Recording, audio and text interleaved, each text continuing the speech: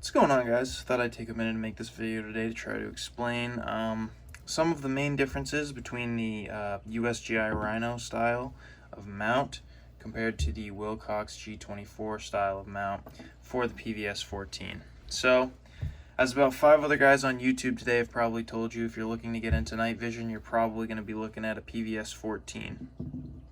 Now, you have to mount the PVS-14 in your helmet somehow, and you've probably just discovered that the Wilcox G24 style of mount is an astronomical amount of money, as most high-quality products are.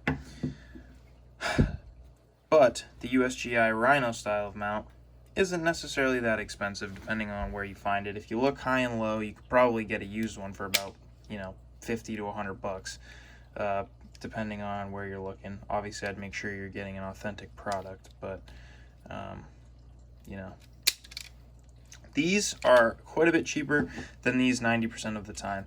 And a lot of people are probably wondering, well, is it worth it to just, cough up the extra 500 bucks and get that?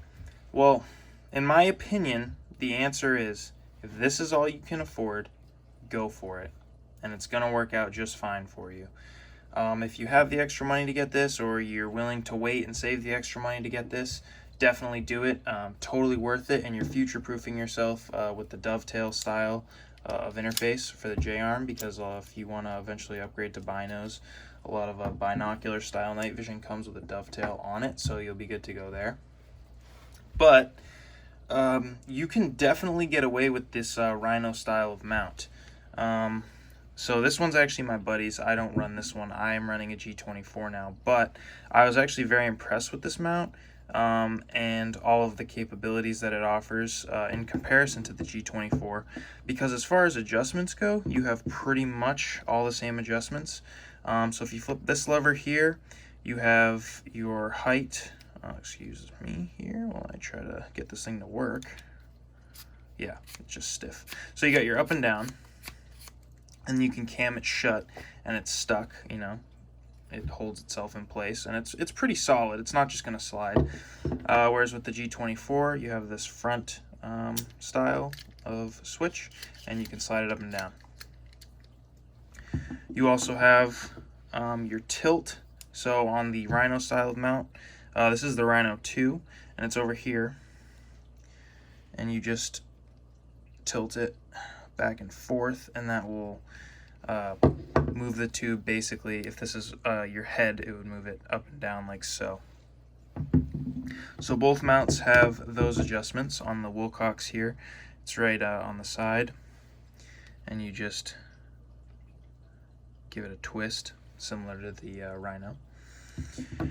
And obviously you can fold each mount up. So with the Rhino, it's pretty intuitive. You just grab it and fold it straight up. With the Wilcox, there's a button here, which is also fairly intuitive, let's be honest. All you have to do is push a button, but that's how you fold that up and down. And then they both have, the distance from your eye you can adjust. So on the Rhino, that's right here. You open the cam style of, I guess you would call this a cam style switch. If I'm wrong, somebody please correct me. You open that up, and then you can slide it front and back, distance from your pupil.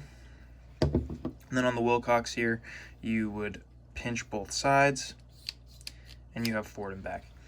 Now, the main differences are Wilcox is a little bit lighter, Rhino is a little bit heavier. When you fold your nods up, the Rhino is going to stick up in the air a little bit more than the Wilcox, actually quite a bit more depending on the model that you buy.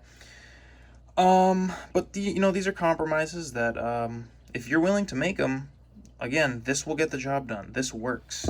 And these J-arms are considerably cheaper than the Wilcox style. But the big feature that the Wilcox offers you that the Rhino doesn't is the breakaway feature right out of the box. So if your tube gets caught on a branch or anything, especially if you have a nice helmet, it will just break away from the helmet and possibly save your tube and your neck. So that is something definitely to be considered as far as safety goes, the safety of your equipment and the safety of you as a person. But not the end of the world. So I guess to wrap this video up, what I'm saying is, Is this a high quality product? Absolutely. Would I recommend this? Of course, everybody recommends this. But if it's a matter of having night vision and not having night vision, go with the Rhino. You won't be sorry.